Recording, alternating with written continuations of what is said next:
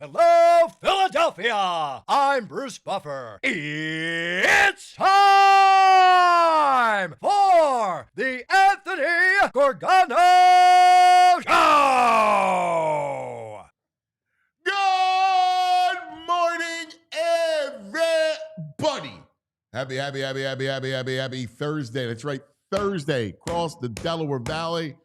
This is the Anthony Gargano Show. We're presented by Trumark Financial Credit Union.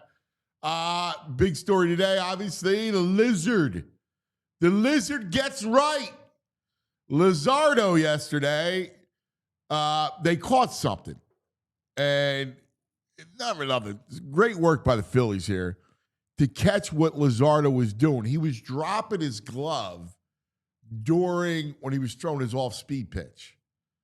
And you saw it yesterday. He was back to himself. 5 hits, an earned run, and 10 Ks, no walks. You see it right here, all right? He was dropping his glove, tipping his off-speed stuff, right? You see it? And that was a big deal because, listen, when you can eliminate breaking stuff and sit on fastballs, well, that's the whole trick, right? Like, doesn't matter how hard you throw, a fastball, four-seamer is straight, right? Straight. And at some point, you'll be able to barrel it up and time it. Hayden, come on over here. What are you doing? Making me nervous out there. You're out there looming, man. Come on, dude. You're looming out there. I don't like that. It makes me nervous when he does that. That's our man Hayden. We got Sammy and Hayden, our interns today. One of the things that you saw was against a really good Cubs lineup is you're not able to sit and just sit and look fastball. And that was the key, man. He keeps you off balance. So that was a big, big win for the Phillies. The fact that there was nothing structural, no dead arm, that it was strictly a tipping pitches type of thing for Luzardo. And look, Ben Brown is a good pitcher, and the Phillies got to him. The Phillies had some bats and, Schwarber, the whole thing. So that was a good sign. It was interesting, right? Driving home last night, because we had the Nolan Smith show. Oh, my God. Talk about a Freudian slip. We had the Exciting Mikes, special guest Nolan Smith, Cooper and Reed had Nolan Smith in, and we love Nolan. And in fact, maybe there will be a Nolan Smith show. We love Nolan. And it was a fun episode, as always, the Exciting Mikes podcast. So make sure you watch it. You'll love it. Great insight. Coop and Reed are fantastic together. Reed had his fiance in because he's getting married next month. So she's a sweetheart. It was good times here at the PHLY studios. So I'm driving home last night, and I'm listening to the radio, and I forget who was on, and they were talking about the Phillies and how they're in trouble. And it was interesting because he made a good case about it. Like, I had to give credit where credit's due. But he made a really good case about it. And it was, hey, what are you going to do with the deadline? Are you going to move, and this is stuff that we talked about, are you going to move the kid? So you move Abel. Do you want to move Abel? Can you move Abel? Because you still have Nola to deal with. And we talked yesterday about Painter's struggles down in the minors, so it's not like he's been great his last couple starts in AAA. So what can you count on? And then there's the idea of, what's up with Harper? Like that wrist is, until we get confirmation that he's going to be okay, that's going to be a source of worry. And his point was, do you invest in this team with young players? Can this team beat the Dodgers? And that was his question. Now, you're going to tell me they can. They have. Right. Well, but not this team. This team didn't beat the Dodgers because this team has a wonky Bryce. Yeah, Dodgers got a bazillion injuries. Who knows what the Dodgers will look like in October? Right, but does that mean you would anyone who's not investing in this team is smoking crack? Come on, they're like Vegas still has them as like the 4th, 5th best odds. They're 2 games off the Cubs Dodgers pace with their ace missing time, with the heart of their lineups out. I mean, what are you talking about? Who is this? Well, this sounds like TK. No, it wasn't Tommy. I love Tommy. I love Tommy. He's a pessimistic man. Tommy was doing the Phillies broadcast. All right. I think he was in the studio. It wasn't TK. I'll remember. It was interesting the point he tried to make, which was, now he was really like, they're done. This team is in major trouble. They're 5 games behind the Mets. And it Mets was are like, he said, they'll get in the playoffs as a 2nd or 3rd wild card. Whatever. They might.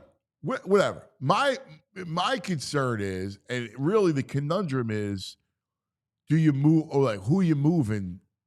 If Painter was pitching better, now again, we'll see. I mean, there's plenty of time for that.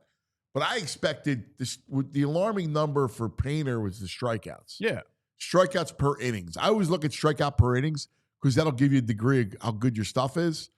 And he's not even averaging 1 strikeout an inning at AAA. So that kind of worries me. Sammy, college baseball player, right, Sam? You look at that strikeout per inning is a big deal. It tells you what your stuff is, right? And, I'm worried about Painter. You need, because here's the deal. You got Wheeler. You got Luzardo back. All right? You got Sanchez. Yeah. So you got 3 top. Now, all you need in a 7-game series is your 4th starter. And whether that's Nola, whether that's the kid, you're going to need somebody to help with your bullpen. Well, I'm counting Ranger to be part of that bullpen. I think they're going to make moves as the bullpen. I don't think Well, I mean, if Nola's healthy, yeah, Ranger. Well, I think you need 2 arms in the bullpen. Maybe like a Ranger and somebody. I think else. It was Jim Bowden yesterday. Pretty much said they're monitoring the Orioles and they're probably locked in on Bautista there. So, I mean, that's what everyone's been feeling anyway. Yeah, the Orioles will be out soon. They get Bautista and Suarez, and Nola comes back, and then you would have him. And then you could put Ranger as the kind of swing piece in the bullpen with. Yeah, I would still like another mid-level bullpen arm that's going to cost you like your 10th best prospect. Yeah, I would do that. All right, lineup. Yeah, how does the lineup look? It's going to look great after we trade Crawford for Eugenio Suarez, who hit a grand slam last night. He's going to look great at third base with that right-handed bat. Well, we talked about him yesterday. Yeah. I like him. I got my eye on him. I wonder if the PEDs are coming down with him, but maybe. Like, can I just say this? I'm hearing a lot of Mets talk out there. Mets are 5 games behind. Look at how much it's swung. So the Mets finished out May with 3 against the White Sox and 2 against the Rockies. Then they go into June, and they got 1 with the Rockies. They split with the Dodgers. Then they get the Rockies again for 3, and now they got the Nats. They've been playing, aside from the Dodgers, their last 16 to 18 games have been against trash. Well, the Phillies also played. Sure, so the Phillies ran it up there, so it's going to balance out. The Mets will come back down to earth once they start playing. Now, Fightins, here's their schedule coming up. You got Toronto coming in. That's not easy. All right? Yeah. So you have Toronto coming in, and then they go on the road. You're at Florida, which is easy. But then the showdown happens next week in Philadelphia. That's going to be the next big sporting event. The Mets. Yeah. They got to take. Friday. They need 2 or 3 there. June 20th. That's when Bryce comes back. Yeah, we hope. He worries me, dude. I'm not going to lie. And then, by the way, after the Mets series, you're at Houston, at Atlanta. Okay. Houston's tough. Atlanta's not playing well. And then home Padres. Yeah. Yeah, but they're still, I mean, they're 2-8 in their last 10. Okay, dude. I mean, you're going to tell me the Braves aren't a tough game matchup? Come on. I know you wear it on your sleeve. You got the hat. I love the hat. We love the Phillies. We get it. But, All right, so I mean, I'm looking at what the Braves have been up to. Sometimes having a conversation with him is like having a conversation with Connie Mack. Because he's prideful. He's a prideful Phillies fan. I block out the nonsense. But I know he's a prideful. But when you're having a discussion, like this dude made some valid points, right? Mm-hmm. And we just want to have and I think it's a valid conversation as to can you invest in giving up young players? When we talk about investing in the team, it means trading young players. Yeah. I think Crawford moves. I don't think they have any interest in another singles hitting outfielder, even if he's hitting 310. I just don't think they do. And I think there's a reason he's not coming up. I think they want him tearing up AAA, doing what he's doing. I think he's a piece they're going to move. And able.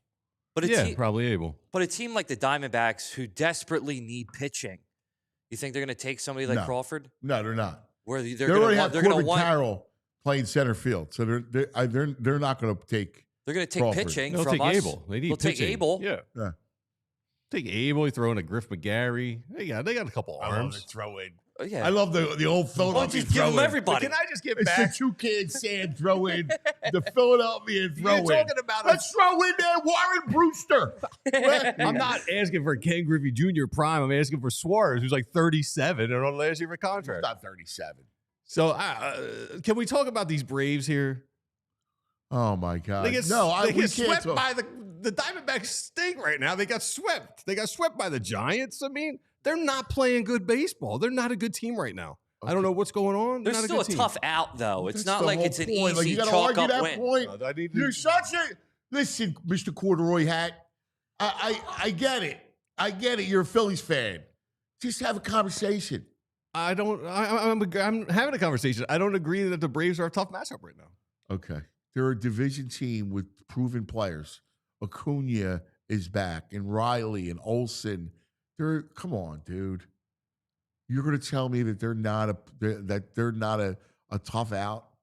I'm saying currently, right now. Stop with the currently. They are not. It's freaking baseball. You know, when a team with a lot, they can snap out at any time. We've been saying Stop being a homer. We've been saying You're that. such a flaking homer. I'm a homer, and you make me not. It's unbelievable. We've been waiting for the Braves to turn it on for 2.5 months now. It's not happening this year. Not happening. Oh, God. They call me a homer, and I lean homerish. Oh, he's Homer.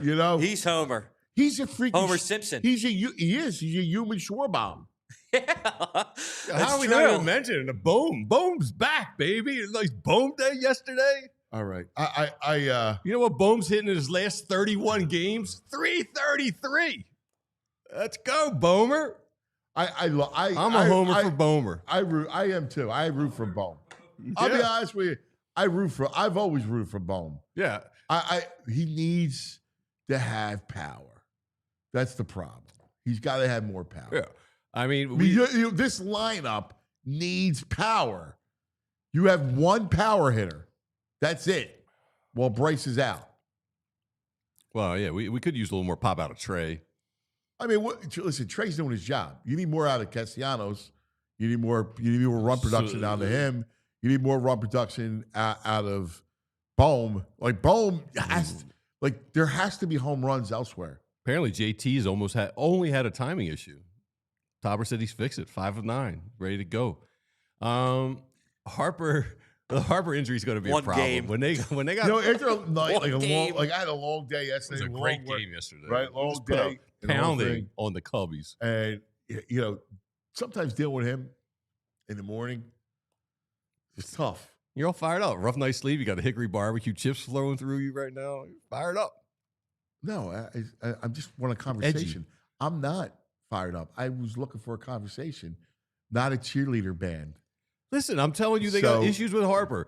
Otto Kemp playing first base. They've told you now Harper's an issue. This injury is a problem. But Otto Kemp is here. Come on.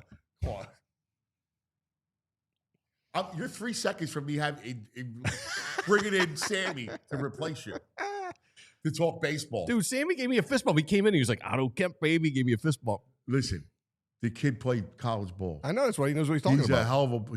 He's a great baseball dude. All right. Yeah. I have Hayden ready to go. Yeah. You're teetering, man. Yeah, you're teetering. I like to teeter. I like to walk the line. You can't tell me that Bryce is not a worry. You just can't tell me. Of course, it's a worry. I mean, you can't. Well, not according to you. Well, Kemp will fill in nicely. I mean, we need Bryce for the playoffs. Otto Kemp. All right, I can't. I need to get to Pat soon, and we have to do It's National Peanut Butter Cookie Day. So if you like those, enjoy. Ooh, that's a good one. National Jerky That's a good Day, cookie. Should we go our top 5 jerks? I'm number 2. Yeah. No, you're not. I think you're 1-2 entry today. You're not a jerk. You're just a jerk off. National Jerky Off Day, dude. All right, let's go with our newsy nugs of the day. Yeah. I want to talk basketball at some point. I don't want to talk with you. We have basketball coming up with Bob Cooney and Pat McLoone will join us at 10. Cooney's going to be fired So up. I got to talk. I mean, on a night when TJ McConnell. Cooney is fired up with that TJ McConnell. Has that kind of evening, and the Pacers shocked the world. Dude, I didn't think. They're up and hit. First of all, the first quarter happens. They go on this crazy run in the second quarter. They're up at halftime. OKC comes out, and they score like 7 quick points. They take a 4-point lead. Mm-hmm. And I'm going, here we go. And then they righted the ship again. They played got good hot. Defense. Matherin was unconscious. 27. Matherin was out of his mind. And they could never get into a rhythm. Mm-mm. All of a sudden, SGA, they're double, tripling, throwing everything at SGA, and nobody else is picking them up. Mm-mm. They ramped up the defense yesterday. Oh, well, because they kept blitzing. They kept blitzing SGA. And when you're blitzing SGA like that, you know, Chet came up weak. Yeah. And down the stretch, he looked bad. He had a great Chet fan, too. He had a great game. He was the one carrying them the whole first set. But really, Jalen Williams is the guy that needs to come up big down the stretch. He's their number 2 option. Yeah. And he's got to come up big. Dude, and they didn't. It's just amazing that McConnell, the career he's got, it would have been all right here. And he's a likable guy. He's a lovable guy. Yeah, unless he is the dude. If you're at the over 30 league, you're like, oh, this guy's guarding me. He picks you up at half court. Yeah, he's so annoying to play against. Oh yeah. Yeah. Yeah. Eddie Wright's right. He's like the exact kind of player like the Sixers ignores. The Sixers need someone like that because the Sixers had their head up their cool, right? And the Sixers star hunting. We're going star hunting instead of building a team. Yeah. No need for teams. No. The anti-Morey finals is coming to fruition. I know. All right, let's get to our newsy nugs. And then we got from the editor's desk, our buddy Pat McLoone back. And, of course, after that, a little World Cup soccer every Thursday. Nice. Looking forward to that. What do we got there, buddy? Michael Irvin, accomplished receiver, came back to the University of Miami. You think he enlightened the kids, motivate them a little bit. He mentioned ring a few times, or rings. Every last one of them, I beat them all. I heard you. They can all outrun me, but I outring them. They can all outrun me, but I outringed all of them. Ring-a-ding-a-ling. I got them all. I got rings and things. Those jackets, championship, all that. Rings and things. I didn't win a ring. I won rings. Yes, and I didn't win on one level, on all of us. I'm an S. Call me an S. I got rings and things. Ring-a-ding-a-ling. Yeah, ring-a-ding-a-ling. He's a ding-a-ling, all right. My God. He's just strutting the sidelines, just saying how many. Yeah, he's strutting, man. He's babbling. He's like the dude in the corner talking to himself. Yes, dude. Yes. Yes, he is. He's kind of likable to me, though. I don't mind Irvin. I know he's a J.O., but I kind of like him. I've always liked Mike. I'll be honest with you, I've always liked Mike. Yeah. I never liked Emmett. I agree. I totally Mike, agree. Emmett. Least favorite of that crew of those. And I love Troy. Yeah. I hate to say it. People are saying he might be back on the white stuff in the chat room. I can see Seems that. like it, yeah. The White House is back in Miami, baby. Hey, so if you pick what professional athletes do you think are sports athletes are the best athletes overall? Where do you go? Excuse me? Like, what sport do you think has the best athletes? Like most Best athletic? athletes? Yeah, overall athletes. Hockey. Football. All right. Andy Roddick has chimed in. And he's made some points. He's got some good points here. Well, what does athlete mean? Well, you need some hand. Like, you got a running back, receiver. Yeah, you just know, overall guy, athlete. You know. Mm-hmm. I think tennis players are the best athletes in the world. 5 hours and 40-something minutes on the biggest stages. You compare this to other sports. An NBA game is 48 minutes played in air conditioning where you have teammates, halftime, timeouts. To say one thing doesn't mean you're throwing shade at someone else. I'm celebrating and applauding one set of athletes. It's the most complete examination of an athlete that I can think of. You know, we used to get viewed as like, oh, you're soft like country club sport. I don't know that narrative exists. I don't know how you can watch and not say the athleticism on display is otherworldly. Actually, I think tennis he's players are not the wrong. best He's athletes in the making good world. The points. more I Yeah. watch it, the more I think it. Tell me why I'm wrong. No, Yeah. I'll be honest with you. I didn't think about it in that context. Yeah, me neither. I was, but he's right. Like 5 hours, like that match the other day. Yeah. How long was that match? 5 hours, 40 minutes? Right. Like Outside? on clay. Yeah. Like 5 hours, 40 minutes. And the idea is, too, the athleticism of hitting a ball on the run. And coming up at that speed. Like I was thinking about football, and I'm just thinking about because there is, you can run, there's athletic prowess that it takes. Mm-hmm. But the hand-eye, really, unless you're catching them, unless you're a receiver. Whereas like baseball, tennis has that element, and the stamina is ridiculous. I thought he was crazy, but then I was listening. I was like, No, he's right. He might be right. I think he's disagree. right. Might be on I point with him. disagree. You got to say soccer. No, I Oh. think hockey players, ice hockey, maneuvering, that dexterity, everything that you do on Well, ice they have the with skill of skates ice, on, but they're to be also able to doing do that shifts stuff. of 2 minutes, or not even 2 minutes. They're doing 30-second Yeah, shifts. but to be able to be that athletic on ice and moving around like that, Well, and swinging, you're that is the acknowledging craziest ice sport. skating skill because you can't ice skate, but people who ice skate. Yeah, I mean, listen, I get it. Listen, you have to be athletic. Yeah, There's hand-eye. A lot of hockey players are great golfers. They're also really good. There's a lot of baseball guys that they can play baseball sure. because there is that hand-eye. Let me ask you, and it's physical. I mean, Yeah. I think I think tennis is still number one, but I think I put what do hockey you up there. think a one-on-one hockey would look like after 5 hours? Oh, It wouldn't even resemble hockey. no. They'd be exhausted. But that's not the game. Tennis is a one-on-one game. yeah, but or they're doing 2-on-2. Yeah, but they're doing one-on-one for 5 hours, and it's still Sure. pretty close. They're still serving 130 miles per hour, 120 miles per hour. I mean, yeah, if you took a regular hockey game and made it 5 hours, they're going to die out. Yeah. So I agree, but I still think athleticism-wise on skates, I don't think there's anything that you can compare All right. personally. Yeah, I just thought it was interesting. I agree with him. I thought he did. I thought that's good, Doug. All right. DeMarcus Cousins is playing in Puerto Rico. He got kicked out. I like the headline of why he got kicked out of a game, first of all. DeMarcus Cousins is still playing? Yes. Oh, he that's got awesome.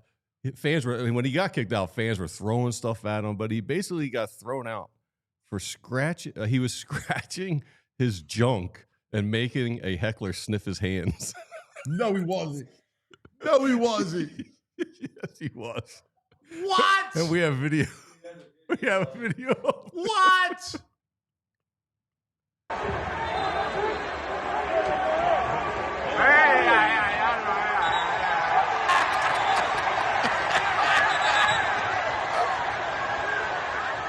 So as he gets kicked off, they throw beers at him down the hallway.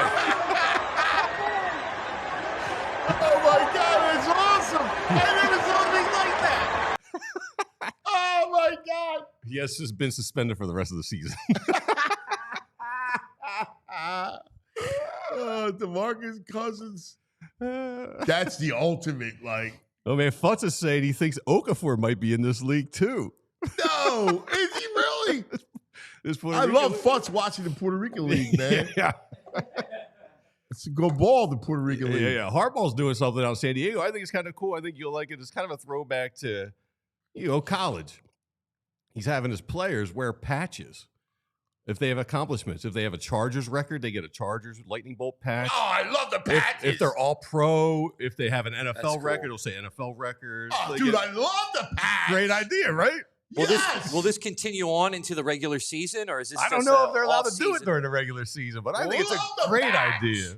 The patch rules. They should. That's why I like the Ohio State. Ohio State, Yeah, exactly. I love that. Yeah, I thought it was the super stickers. cool. I love the patch. Especially if you got like NFL record on Yeah. there. Oh, yeah. Love it. Got to respect Love it. He's a nitty line. Hey, You guys know each other. You both went to Penn State. You go to Penn State, Hayden? Oh, that's right. He's a Q's guy. my man. That's Q's right. man. He went to Q's. Oh, no, I wanted to go to Q's. I'm a Oh, Q's fan. He wanted to go to Q's. He couldn't get in. Yeah. You couldn't got get it. in. You got I'm it. just a Q's basketball fan. All right. Yeah. Chevy PSU. You guys are rivals. I like it. Let's go. Arm wrestle. Hey, who's the guy who's like 40 who just got drafted as a quarterback? Tyler. How do you pronounce his last name? Shook? 40. Yeah, Shuck. Yeah. So I want to bring this up because I like the tidbit they mentioned, but also someone needs to be better at their verbiage. He's probably going to be the last quarterback born in the 20th century, in the 1900s. Wow. These people, I think it's ML football, they said he's going to be the last player to be born in the 19th century. Ah, come on. Yeah, Total That's a violation. still violation. wear woolies and stuff. 19th century. Dopes. And let's do one more before we get to Pat. Oakmont starts today. The rough is crazy. We got a video of Phil Mickelson in a practice round trying to get out of the rough. Oh, my God. It looks I got to see this. Worse than me I getting did out of the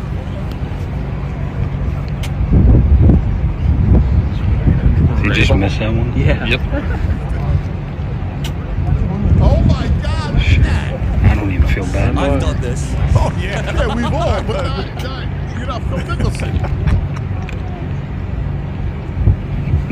Yeah, this was brutal today. I heard it's already a little crazy in the morning rounds. It's a 5-inch rough. So I don't know if you've seen any of the videos on like Instagram or on social media, but like a lot of the players are going and like dropping the ball into the rough, and you literally can't see the ball as soon as Yeah. it goes down. Yeah. It's crazy. Wild. Yeah, it's wild. It's wild. Crazy stuff. Yeah. Crazy stuff. And, One more, because I asked you to put this in there. yeah. To catch a thief. Yes. All right. VG's block, there's a thief. So I live down a little tiny, there's two big houses. There's a little gate that you go down to get to me and some other houses. And my neighbor had some packages missing. And I saw them earlier in the day behind the gate. I was like, I don't know what happened to them. But we have a thief. Thief in the name.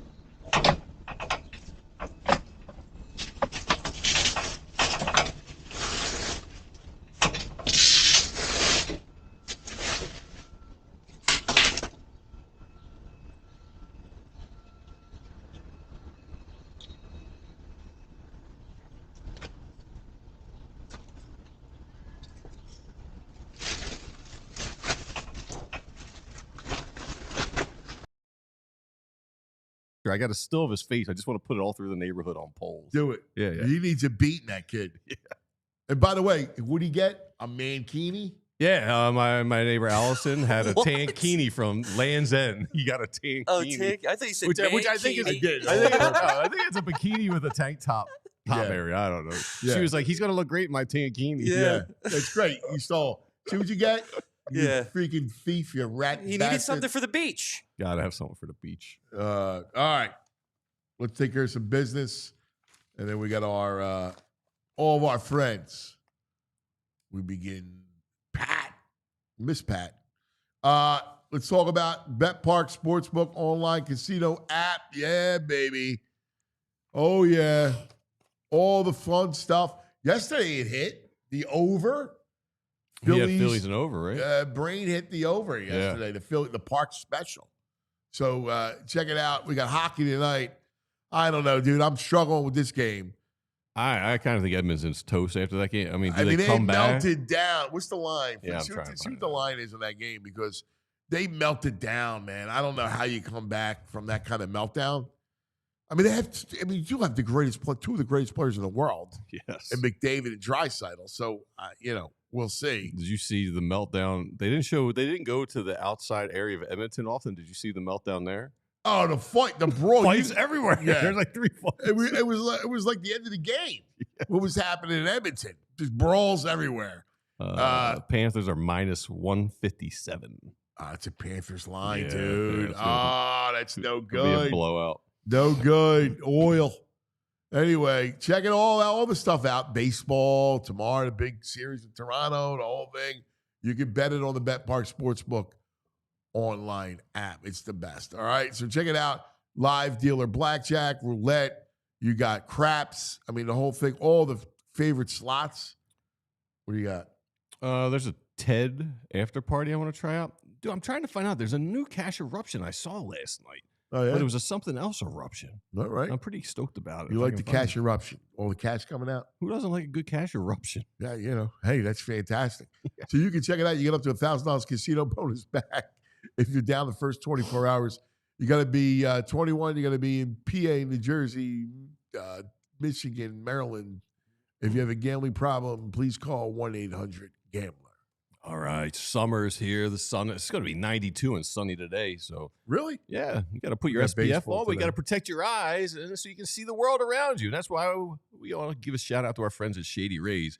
And, having nice sunglasses can be stressful. You know the moment when you realize you left your favorite sunglasses at the beach or on the roof of your car, at the gas station, states away. And, I mean, I've been there. I think I told you I left sunglasses in Toronto, and I've been a little weary about wearing nice sunglasses, my prescription sunglasses, or nice shades in Toronto and take them on vacation, because if you lose them, you're screwed. But Shady Rays changed it all, because these glasses are made for real life. Seriously good looking, polarized, durable, and not stupidly expensive. And here's the totally wild part. If you lose them or break them, even on day one, Shady Rays will send you a brand new pair. No guilt trip, just replacements. So now I got no fear. I bring my Shady Rays with me everywhere I go, on hikes, at the ball games, concerts, wherever. Shady Rays is the eyewear that's got your back. So we've teamed up with Shady Rays to bring you an exclusive offer.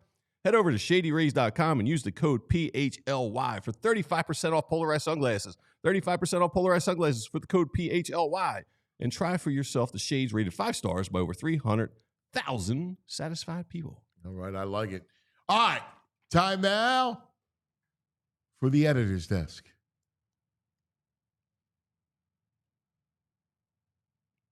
Extra, extra. Extra, extra, read all about it. This just in, ladies and gentlemen, and all the ships at sea. It's time for headlines from the editor's desk with Pat. Good morning, Patrick. Gentlemen, how are you? What do you say, buddy? What's up, Pat? How was your week? Good to see you. Sorry I had to sit one out last week. I will give you guys this guarantee. There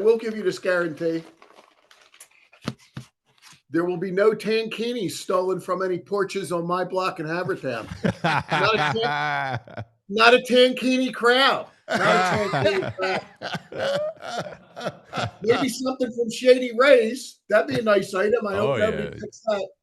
No tankinis, boys. When are you taking your tankini back down the shore? Probably for the 4th. God bless my sister and Rich Hoffman. We get down. America's guest. I've already got Seattle and the Rehoboth in there because my brother-in-law Frank Murphy takes care of us in Rehoboth. That's a totally different experience, Rehoboth, than the Jersey Shore. I've never been to the Delaware beaches. It's kind of crazy if you get real quick. Go back to like 1988, our first kid's born, and we're down the shore. Frank, I've told you before, is an attorney, and he says, "Hey, do you want to see?"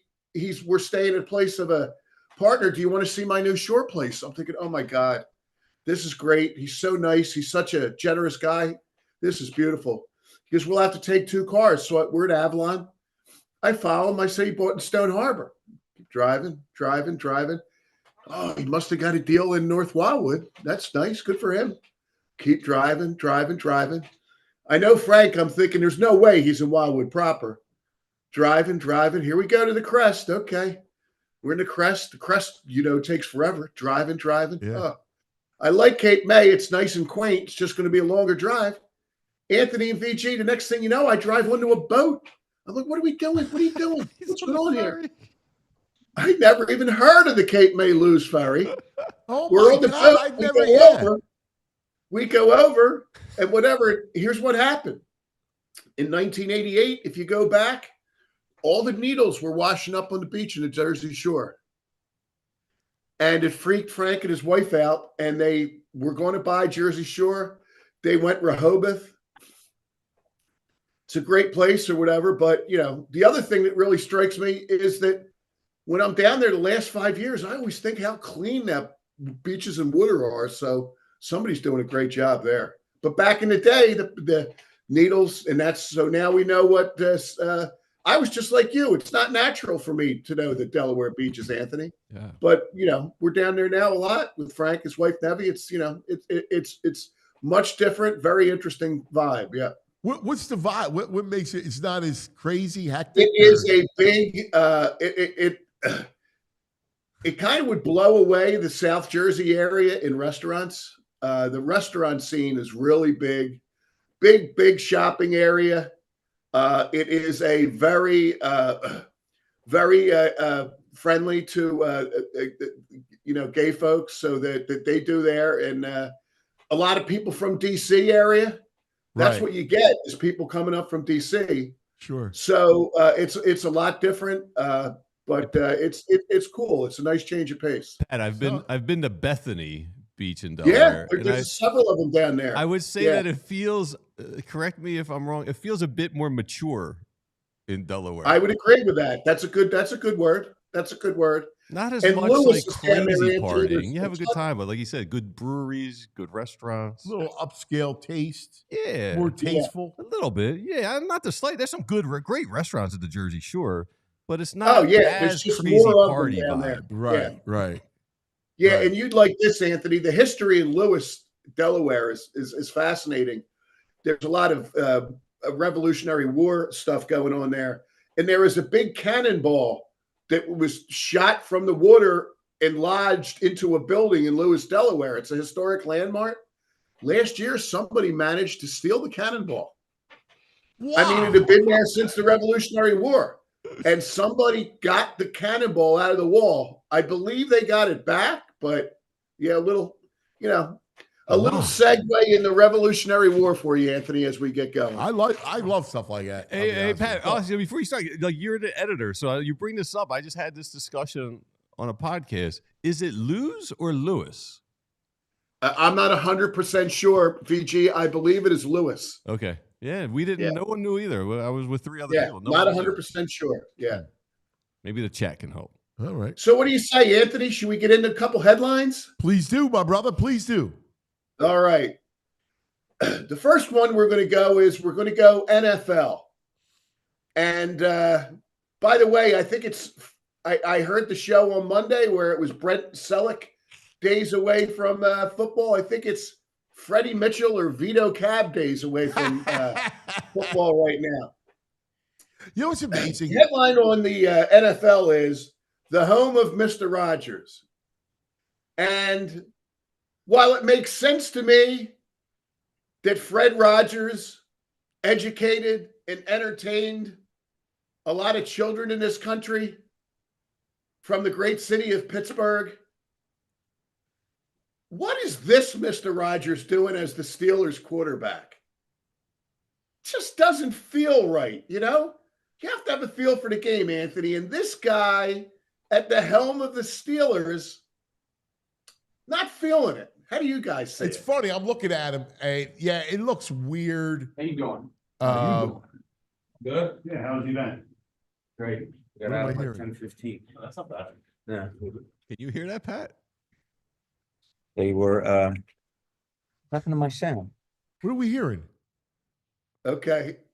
I It actually was think you were Bob hearing Cooney that- joined, and he wasn't muted, so he was. I Oh, was trying that to I was unmute him. Bobby. I'm like, what's going on? Yeah, Yeah. it looks weird, but I got to tell you, I'm rooting for a renaissance for Rodgers. I don't know why. I just think it makes it interesting, right? Like, I just think it would be an interesting AFC if Rodgers is good. I don't expect him to be, but I remember Favre's renaissance in Minnesota, and because it's the AFC, I'm kind of rooting for it. I don't know. There's always something about that Steelers that I go, oh, I don't really mind. I love watching, if they're good, play the Ravens. So while it looks weird, I'm hoping it works out. You know, all of a sudden, somebody brought up last year that they thought Mike Tomlin would be in the hot seat. And I thought, that's absurd. Nobody trots it out better than Tomlin over these years. But I kind of get it now, Anthony. I mean, he's got the streak. I should have looked it up of how many years of not having a losing season, which is incredible in the NFL. But they haven't won a playoff game since 2016. And, maybe this guy does it.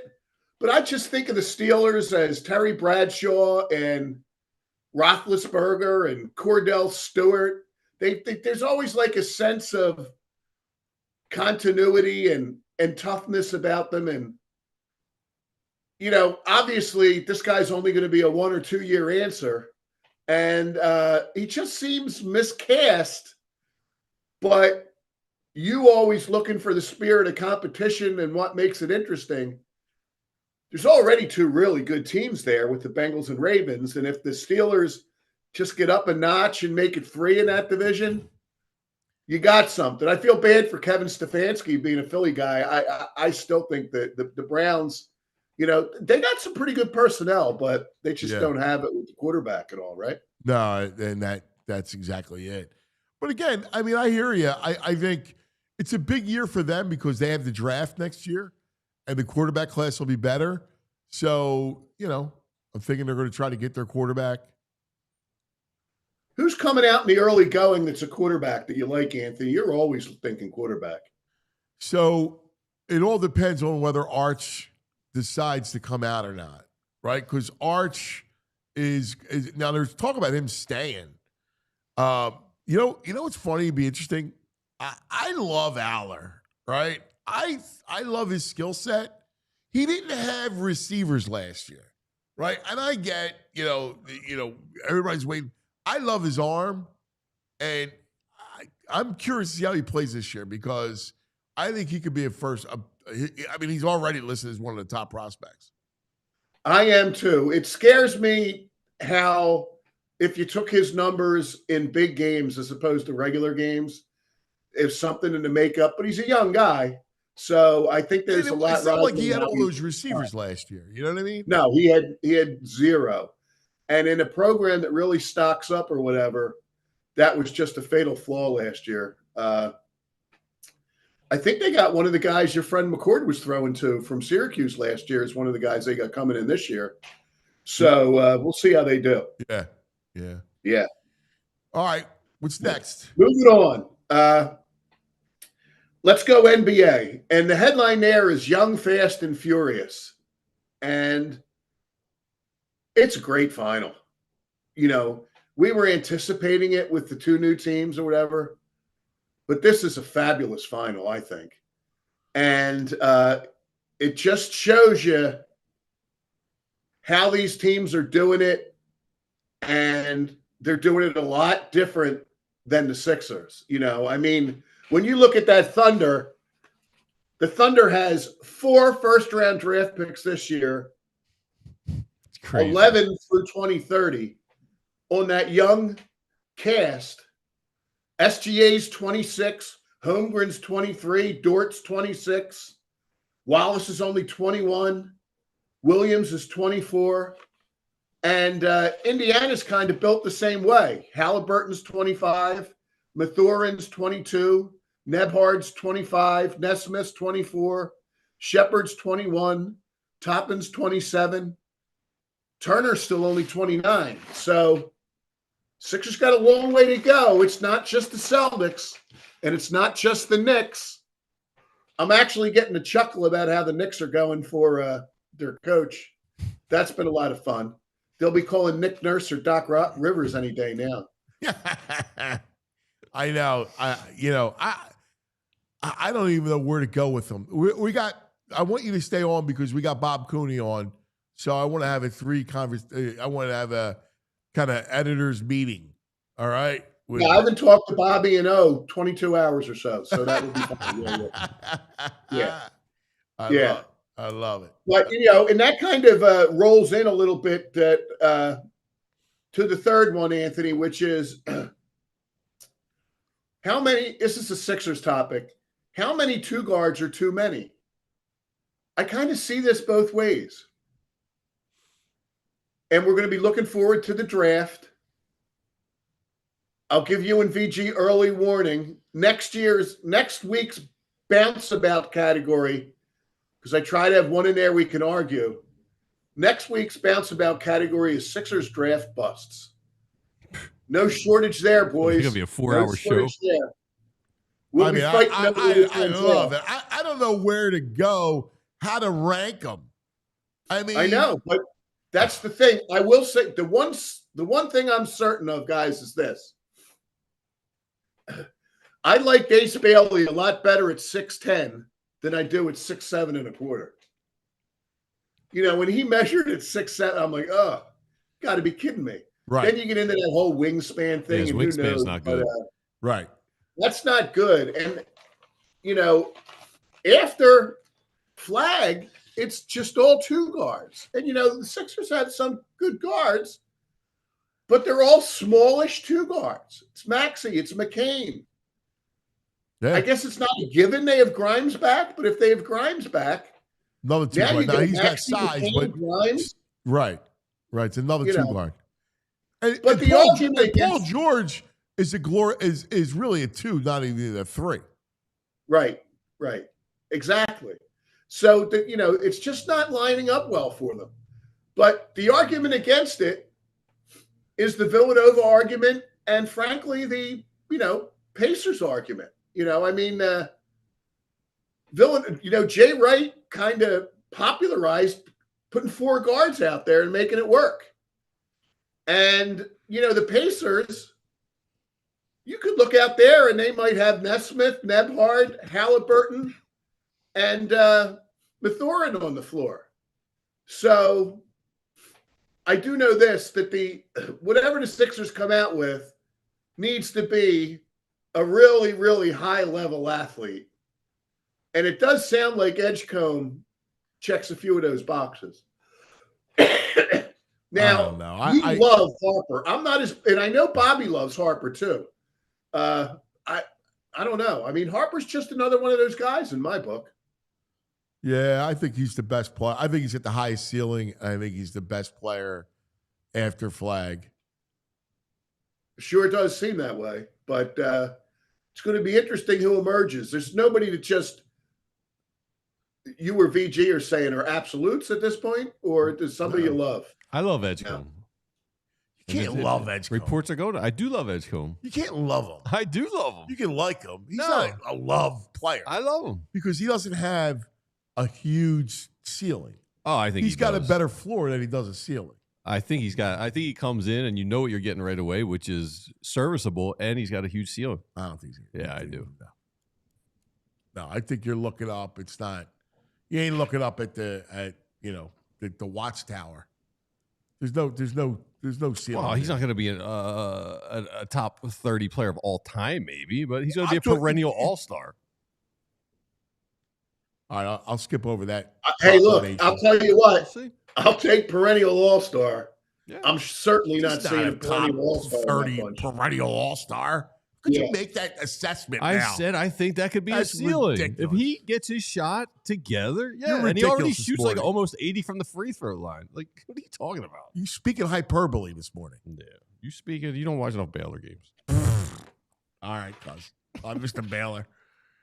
You're squabbling today. I love it. Yeah, he's on my nerves today.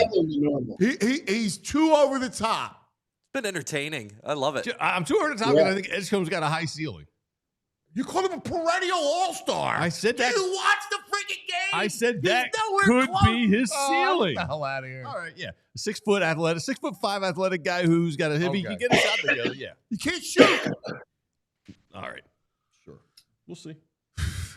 All right. Guys who can't Moving shoot don't right shoot along. 79% from the free throw line. Moving right along, I got an Eagles/Phillies item. Okay. Thanks, Pat. Yes. I'm sorry. I talked over there. No, I'm thanking you for changing the We subject. need you. Listen, we need you. He's 3 seconds from being replaced by Sammy Benvignati. Yeah. There you go. Eagles/Phillies. And the headline here is Generation Gap. And I thought Dave Murphy had a great column earlier this week because he kind of picked out what's, and I want to put it in reference with the Eagles, Anthony. And that is that I think the thing that's hurting the Phillies is that next wave just isn't dropping in the way they need it to. Right. And by the next wave, I mean Stott, Bohm, Kerkering, and Marsh. And I thought Stott was going to be an all-star. I know. And if you asked me last year, you loved him. If you asked me last year, I would have said he's still going to be an all-star. He's having a bad year. It's been a while now. It might not happen. No, and this is for good reason. We all have the images of that at bat against Strider in the playoffs, that whatever it was, 10 pitch at bat, 11 pitch at bat, and he's fouling pitches off. And he just was, you thought, man, the kid's got a great sense of the strike zone. I thought the same thing, He was unbelievable with 2 strike counts. Yeah. Yeah. And Bohm's had a good week, but, the Phillies have really just a week or 2 passes and things just changed for the better or the worse. It's been a real roller coaster. But my point here is that I looked at that in relation to the Eagles, Anthony. And so after the first Super Bowl, there was a new wave, right? The same guys from Super Bowl I to Super Bowl II for the Eagles were Kelsey, Lane Johnson, Fletcher Cox, but not much else. A new wave comes in, and that new wave is Hurts, AJ, Devontae, Mailata, Landon Dickerson. And what the Phillies, they have that great base. They did add Turner, but they need one of that wave to be an all-star. Yes. And the other one and then the Phillies have the next wave. And, the next wave is Painter, Abel, Crawford, Aiden Miller, and maybe waiting a little longer, Eduardo Tate. And they have to hit somewhere here. So the Eagles, not only that, the Eagles go from a Super Bowl in January of 23 to a Super Bowl in January 25.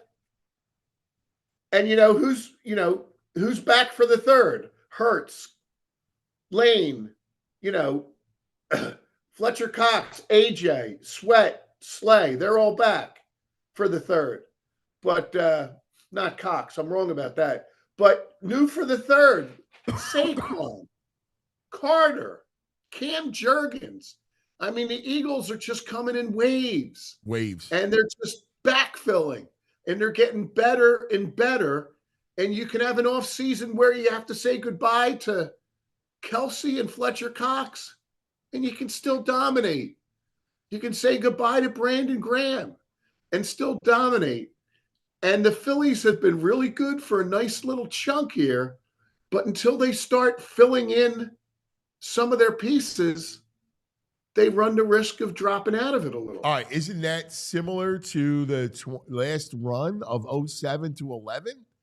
Was really the same thing. There was no second wave. Right. Even their prospects that they traded for Lee and for Halliday, they all sucked.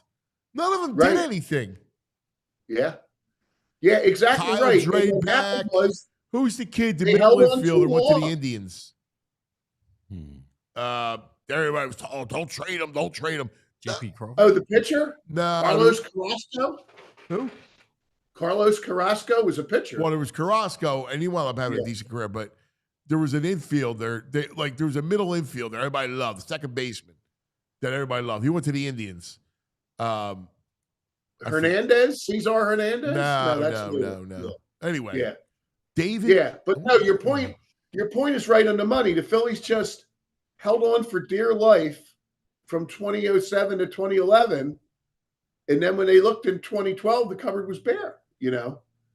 So you got to give. And their trades, Hunter Pence, who was the Smurf in the center field who couldn't hit a lick, couldn't stand him, came from Minnesota, Twins. Who was the center field? That we got? The tiny guy? Yeah. Ben Revere? Ben Revere. Like, you're trading for Ben Revere. Like, why? Yeah. Like, again, what sense did that make? I remember talking to Charlie. I go, Ben Revere? And he goes, he's the fourth outfielder, Anthony. I don't see him. You know, and then spring training happens. I go, what's up with this outfield? I don't know, Anthony. I got a bunch of leprechauns. Yeah, well, we need to find some gold at the end of the rainbow for these leprechauns with the Phillies. I don't see it. I'm with you. It's, you know, and then you can tolerate declining productivity out of a Turner or a Harper if they're not the guy that you're counting on the most down the road. Somebody needs to just step up and be the man, and it doesn't look good. It doesn't look good. I could see them moving on from Marsh by the trade deadline. No, I certainly. hope so. Man, if someone would take him, oof. No, that last wave. Yeah, that's a guy that's hitting a home run in the NL championship clinching game against the Braves the year they went to the World Series. No, it's like being So you down. had something. You're like down the shore. You see the big giant wave about to come. Yes. And you're like, oh, get ready. And then it's a little ripple. It filters out. It peters out. Yep, absolutely. And the other thing about the Marsh deal is that Logan O'Hoppe, you're probably going to see him on the All-Star team. Yeah. Catcher for the Angels was here raking. All right. How many we got left? Two? One more left. One more left. All right. One more left. Let's do that. We're going to take care of some business, but don't go anywhere because you and Bobby C, we need to talk basketball. All right.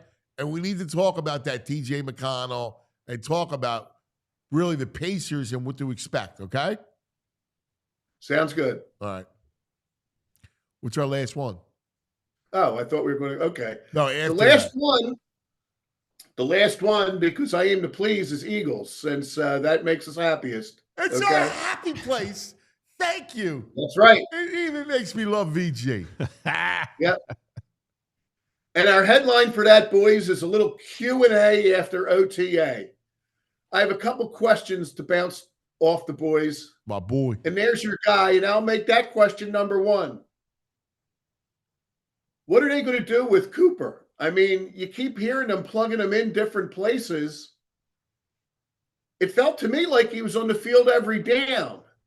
So I had a great lunch yesterday with E.J. Smith, my friend who does a great job covering Eagles for the Inquirer. And I said, what is going on with the base defense? What is base? And he has said that's when they essentially do a 5-2. And because I always thought they'd have 5 D-backs out there. But then again, he said they could call it base, but they only do it like 6 or 7% of the time. Right. So I don't get the need for all the moving around, but are you good with him in the slot a couple plays? Yes. On the outside a couple plays? Whatever it takes to just keep him on the field, guys? What's going on there? Yes.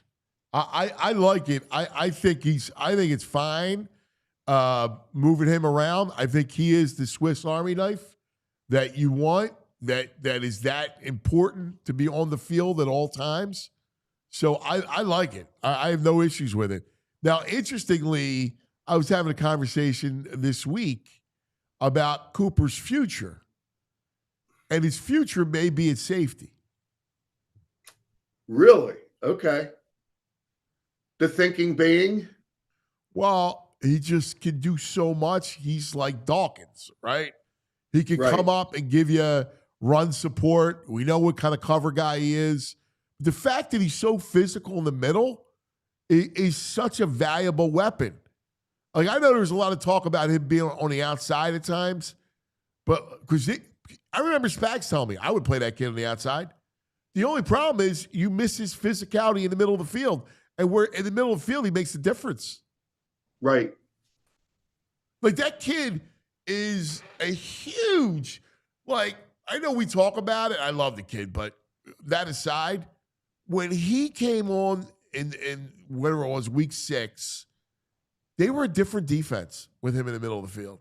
They just were. No doubt about it. You know, no doubt about it. It proved the He can put a layers. lick on. That's what fans like, is the hitting. Yeah. Yeah. Yeah, absolutely. And being a ball hawk, right? Like, we forget the Super Bowl. There's a kid that returns a pick to basically clinch the Super Bowl. Yes. Yeah. I mean, this kid's a star. Like, this stuff, he can do everything. I mean, the kid's a tremendous athlete. Like, dunking a basketball. Like, he's just the kid is, I put him everywhere. I would have him, like, I would design defenses where I move him around. Like, you're not going to know where he is on the field. And I wonder if you're in the slot that much, and then when you go to the outside, if you can be as effective as possible on the outside in only a limited amount of stat. You know, I guess he's young and whatever, but it's it's interesting. I would keep him away from the outside if it was me. Yeah. Right? And not because he can't do it, but because I think I need him really in the middle of the field. So whether it's slot corner, rover back, right? Like, I would do different types of things with him to keep him in the middle of the field. Right. Okay, another question. What's the right touch this year with Saquon and Carter? Carter never came off the field, and Saquon had about 340 carries. Very rarely do guys go over 300 anymore. Derrick Henry does it occasionally. Josh Jacobs does it occasionally. It looked like McCaffrey kind of was fried at 280. And, you know, the guy's got a body on him. One of my issues with the Eagles is the depth piece is if Saquon gets hurt, I'm not loving what's coming in behind him. But do you just not mess with how the offense was run? Or do you try to come up with numbers that he's not doing 340 again? Yeah, I can't do 340 again with him. I mean, listen, I'm not the biggest believer in, stats and all that stuff, but I mean, that's real. Like, as much as he looks good, and you could say there were highway miles last year, not city miles, right? A lot of times he wasn't touched. I'm not going to tempt fate because I need him in the playoffs, especially, like, it's a long season again. Right? This is where you start to feel it, right? You had a long season before you were in the playoffs, right? Emotional, the whole thing. And I'm just talking about as a team. And then here comes Barkley. You have this long season, go to the Super Bowl. Now you're back stressed again. Like, we're talking about a different offensive line in the tackle, in the guard spot. I don't go near 340. Right. And his previous high was 295. Yeah. His last year with the Giants. How about Carter himself, your guy? Is he still just roll him out there? Oh yeah. Okay. That beast. Go back. You ain't messing with the beast. I need the beast on there all the time because look, I lack depth there, and that kid's in great shape. He is just Florida bred. Like, he's got that Southern, I'll go all day and wrestle an alligator. Yeah, Go. Yeah, I don't know about other tackles in the league, if there's any guys that go out every play. But yeah, it's a big burden on him. Listen, I think the kid can handle it. He's young, right? I think he loves to play. I think his happy place is on the field. I think the best place for him is on the field. In life, it's on the field. He needs to be on the field, right? Yeah. And I got him down. I'm not worried about injuries or anything like that. Like, you get dinged up, I'll deal with it. But he needs to be on the field. And he is such a weapon when I have, the half that team I'm worried about, right? Like, because that new kids and the whole front seven. So I want him there. Okay, last one before we go over to one of the greatest guards in Camden Catholic history. All right, it's game 6, and number 1's tweaked. Do you feel pretty good about the Eagles winning a game or two with Tanner McKee? I do. Well, But am I a homer? No. Okay, I do. No. Do I feel good about it? Absolutely. Okay. Absolutely. Okay. Some might say giddy. Yeah. I'll just tell you that I know Looks that like Kellen a little Moore, more middle of the road on it. Yeah. Kellen Moore was very excited about Tanner McKee. Not that there's a quarterback controversy, but the fact is that, God forbid, something with Jalen and he gets hurt, that McKee goes in and McKee will win games for you. I thoroughly believe that. I love the way the kid throws. I think the kid has learned a lot. I also think that it's a great lesson for McCord to look at McKee and how he's developed behind the scenes. Yeah, the early returns of McCord have been pretty good from what I can tell from well, he can throw the ball, right? Like he could sling it. He just, that's what he does. In fact, I missed the quarterback. Nussmeier is the other one that's going to be a top. He'll probably be the number 1 pick. The LSU guy. Yeah. Okay. Yeah. So. All right, there you have it, boys. Love it, Pat. Hold on. Don't go anywhere. Let's take care of some business, VG. Yes, do it. Let's talk about some of our friends. Empire. Let's talk about some flooring with our friends at Empire today. Because, just like your favorite team needs a good home court, field, ice advantage, your home needs a flooring advantage. And Empire Today can help you get it because Empire Today is flooring experts. Dedicated flooring professionals who focus on flooring every single day. Not like the big box stores where we've all been there. You try and get some help. If you can track someone down, they really don't know what they're talking about. They're not experts in that department because they jockey departments every day of the week. They're in a different department: lumber, electricity, flooring, plumbing. So what makes Empire Today the best bet for a new floor? Wow. They live and breathe flooring at Empire Today, and they'll be with you every step of the way, making it a whole new stress-free ball game. Their flooring experts bring the showroom right to your home with their virtual designer, so you can pick out some flooring that you like, take some pictures of the rooms you're going to put it in, and you can see if you like it, see if it matches, make some decisions right there. So there's no guesswork. And with Empire Today, you get clear, upfront, all-inclusive pricing. Plus, check this out. You can get installation as soon as the next day if your flooring is in stock. So why not schedule a free in-home estimate today? Because some things are just better done at home.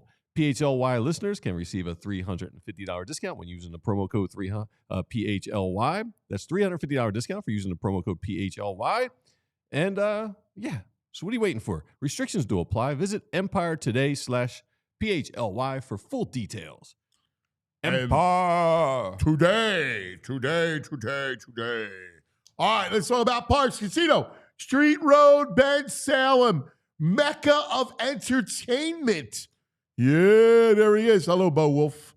There it is. I saw Bo Wolf on the streets in the neighborhood rocking the baby Bjorn, trying to get him to go to sleep. I know that. Mm-hmm. I know that, my man. Just announced, comedian Hannah Berner headlines Parks Casino on September 19th. How about comedian Joey Diaz, August 23rd? He sells out. You better get tickets. And how about the classic rock band Kansas? Carry on your wayward son. There'll be peace when you are done. Get ready, interns. You want to be on the show? You got to sing. You better learn how to sing. Hayden, you want to sing, Hayden? Saturday, Get them October pipes ready. 4th is Kansas. Parks Casino, our casino of choice. Has it all: action, excitement, headline entertainment just outside Philadelphia. Bucks County, thousands of slots, state-of-the-art sportsbook, beautiful poker room, all-weather beer garden, collection of award-winning restaurants. Parks Casino, this is how you win. Tickets on sale now. You got July 3rd, Gary Clark Jr. Here come old flat top, he come. Moving up slowly. July 12th, comedian Mark Norman. September 16th, UB40. Red wine. How about Australian Pink Floyd, September 20th? So you think you can tell. So you think you can tell. Heaven from hell. You need a metronome. You're too quick. Hey, don't forget Saturday night. Clutch. Bang, bang, bang, bang. Vamonos, vamonos. Great band live. Check them out if you can. All right, November 15th, Bill Murray's Blood Brothers. That's right. That Bill Murray, night of old-time rock and roll. Comedian Brian Regan, November 22nd. Don't forget dinner and drinks before the show. Libertyville Gastropub, Beer Garden, Parksville Steakhouse, Bamboo Noodle House, Chickies and Pete's, ParksCasino.com to buy tickets for all shows. Parks Casino. This is how you win. Got to be 21. Gambling problem, call 1-800-GAMBLER. All right. Here we go. We got our man, Pat McLoone. We also have our dear friend, who's not only a friend of ours, but a friend of his, a dear friend. He is, it's family here day today with the great Bob Cooney. Bobby C. Anthony, Pat, VJ, what's going on, boys? What's up? Oh, he's got VJ on the brain. Yeah. VG loves VJ. You wonder why? VG, yeah. I don't know where VJ came from. You know what's up. You know what's up, Bob. It came from Edscombe. Because Yes. he's Edscombe love. I love it. Do you see Edscombe as a perennial all-star? No. Yeah, thank you. Not at all. We had a good argument That's last not night. the question. His ceiling. Could his ceiling be a perennial all-star? I believe so. That's the question. I don't think he comes out next year as a perennial all-star. When I ask the question, it automatically means can he develop into a Nah, you're leading the witness. He knows. Bobby C knows hoop. Pat knows hoop. I got Bobby C knows hoop. I got it. Pat knows hoop. But listen, These LaSalle guys, I don't know about hoop at LaSalle. Pat's a hooper. All right. Pat, hoop might be number one for Pat. Football, it's like 1-1A, right, Pat? That's right. Yeah, I'm just not used to sitting here on any kind of conversation with Cooney with my iced tea instead of a little Arnold Palmer there. That's where Bob and I do our best work. Yeah, back in the day in your office, it was always the iced tea. Yeah. It was the after work and after we left the Daily News that it became a different beverage. That's correct. Yes. All right, boys, let me throw this at you because last night we saw the finals and we saw TJ McConnell play such an important role within that game, right? He had 4 assists and 6 points in the first half alone. He steals. The energy that he played with last night was crazy. And part of that bench flurry, along with Matherin, was TJ. Bob, you covered him from the beginning. You were friendly with him. Yeah. Yeah, still text him now throughout the playoffs. He and I have been going back and forth. What a ride they've had. He just brings that energy. And as you guys know, these guys are unbelievably talented, whatever the sport. There's always that guy that just always has the energy. And some guys don't. And TJ, for the 18 minutes, 15 minutes that he's on the floor, he just brings it. And it takes them to a different level. You know, I do. I watch these series, and I can't wait for the 5-minute mark of the first quarter when he subs in, because it just goes to a different level. And they play at a tremendous pace, does Indiana. And then when he comes in, it goes even higher. And he's just that bug you can't get rid of. And you think you could exploit him defensively, but they really don't. I mean, they get some 3-point shots, off of him. But, he's just that bug. And when he's going right like he was last night, he's such an asset to that team. Pat, how did they not see that? Yeah, he's such a throwback, too. I mean, all those guys in the league, and who can, come back and make that steal he made when late in the game where, he's just like outsmarts the other guys on the playground. where they get a bucket and then he doubles back and steals the ball. I mean, that's the oldest trick in the book, and he's pulling it off against great players, And we talked about the twos with the Sixers. I mean, those are good players, but they don't have a one really. I mean, TJ's a real one, I mean, Halliburton's a real one. SGA is a real one. And, it's fun because anybody that really enjoys the game or has any depth in Philadelphia, they know everybody's, there's just a big swath of people out there that are just appreciative of McConnell and even younger guys. We have the text going between me, Bobby, and Eddie Barkowitz. And I also have the text with my sons and Rich Hoffman of PHLY. And he's just, as a young guy, he's loving what TJ McConnell's doing. Yeah, Pat, one of the things you said that I thought was cool was who can make that steal late in the game where you just double back? The cool part is a lot of people could, but they just don't. TJ does, and that's what makes him different. My favorite TJ story is, do you guys remember the game when they were going to play, I believe it was Golden State? This is years ago. And the floor was wet and they had to cancel the game? Yeah. Yes. Yeah. So we're all standing on the floor before the game and everybody's, rubbing their sneakers and the refs are out there and there's whatever. TJ comes over to him and he's like, yo, Coon, I need a favor. And I'm like, what's up? Now, this might have been second year in the league. And he says, can you call around the league? Can you call some GMs around the league and see if I have value anywhere? And I said, why? What's wrong with here? And he said, I'm just on these 1-year contracts. I don't know if they're looking at me long-term or not. I don't know if I'm going to make it long-term here. So I did. I made a few phone calls to people that we both know and that we all know. And sure enough, went back. I said, TJ, I think you're good. I think you're going to have, a pretty decent career in the NBA. I got a text from a friend the other night that says, yeah, remember that? Remember when that happened? Wow. He's going to make $100 million before his career's over. Wow. Yeah. You know what is so troublesome is they just have no idea what they're looking at. Like, if you go through the years of this team, they didn't see talent. Like, they had guys. Like, when you have Mikal Bridges, right? Like, you should be able to understand and extrapolate what he's going to become, right? Like, you got to be able, he's a Villanova player, Jay Wright kid. You kind of know he was a 3-and-D minimum, but you should understand what you have. There's guys around the league that they let go that turned out to be valuable players, like role players. They have no concept of building a team.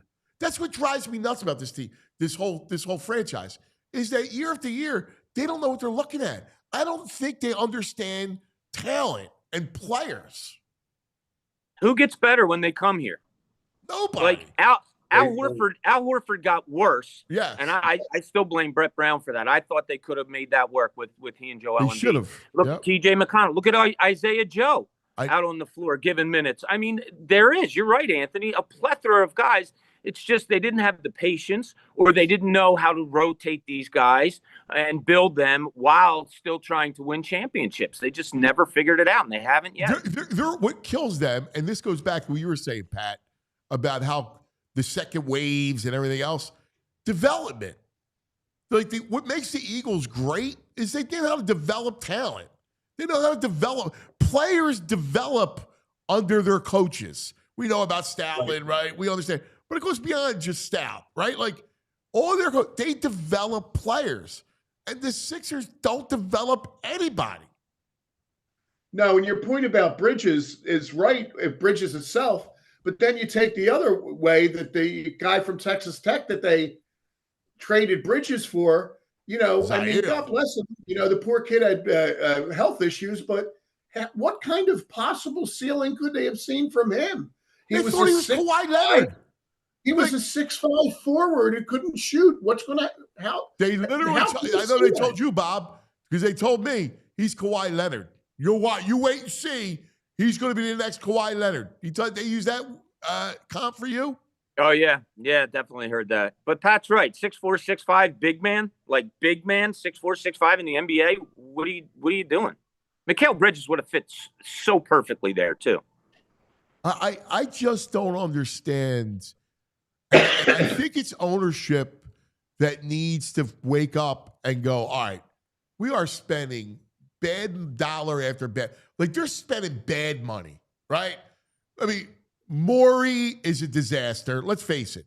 I mean, I can't even give him the draft like Maxey. Oh, he drafted Maxey, drafted McCain. Okay, well, did you unearth some free agent gem? Did you go get a Euro that's a stud? Like, you don't get credit for Maxey. I saw Maxey from COVID. That was an easy pick. Like, what have you done to develop, to build? That's what frustrates me. Yeah, and you know what it's getting close to, and I've said this before, probably to you guys before. I won't go as far as to call the Sixers a losing organization, because that's a bad label to have. But when they brought Brett Brown in here, their biggest thing they wanted to do was build a culture.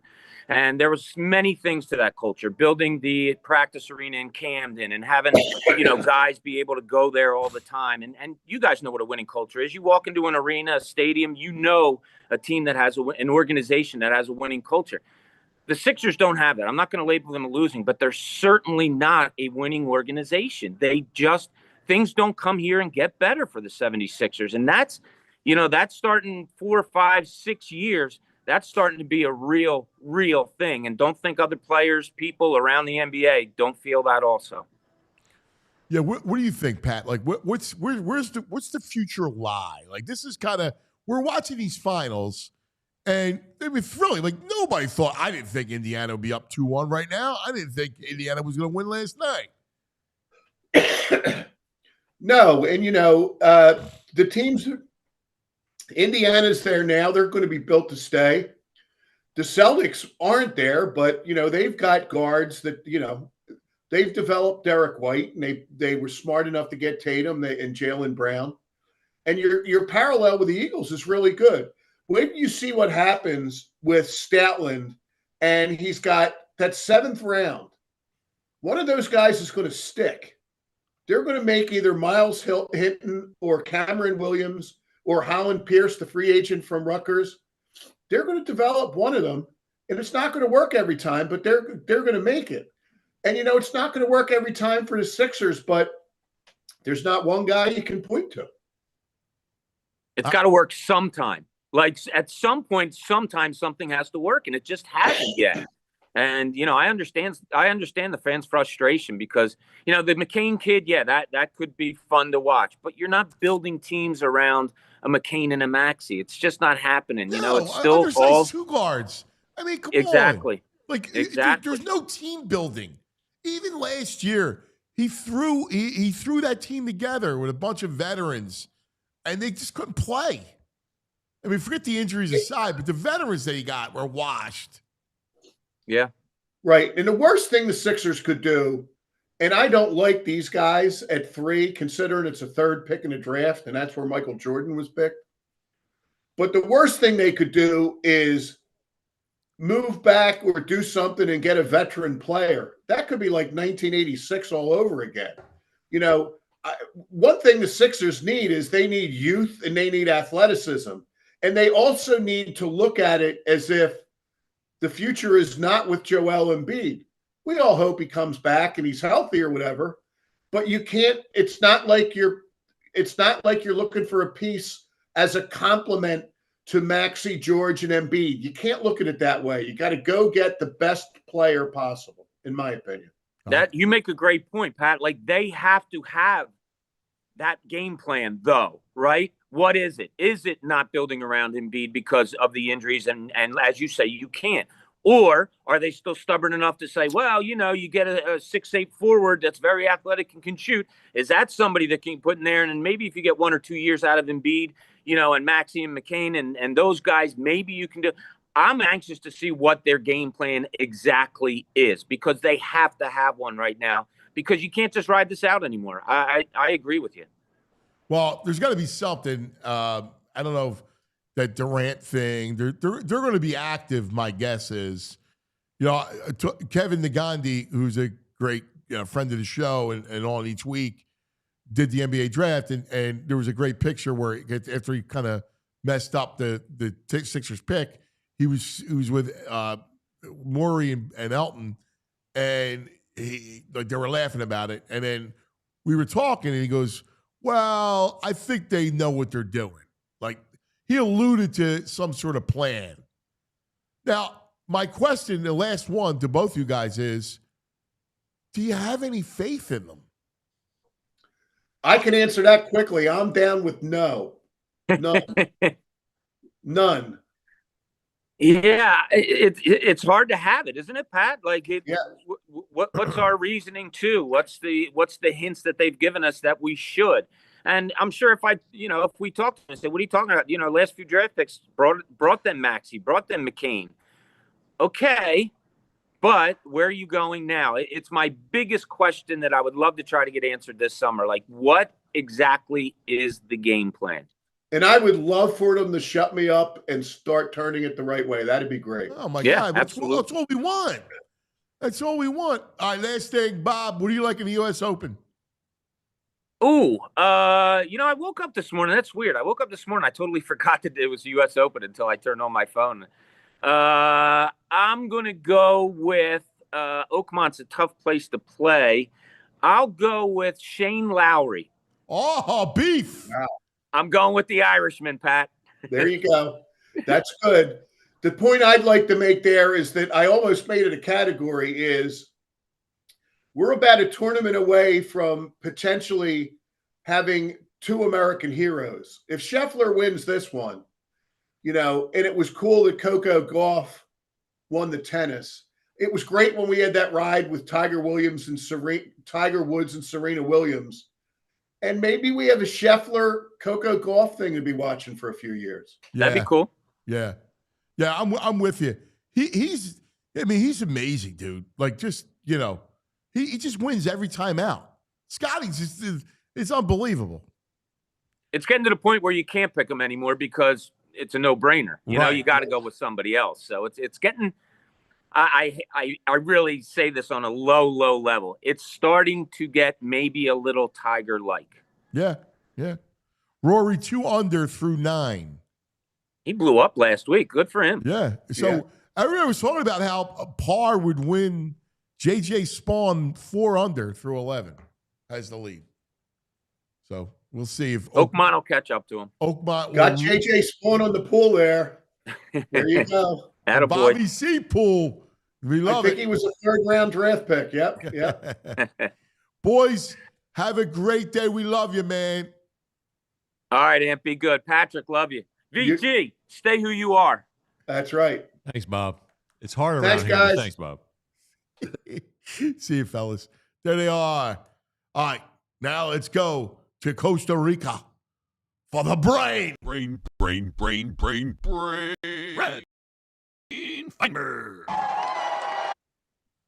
Brain!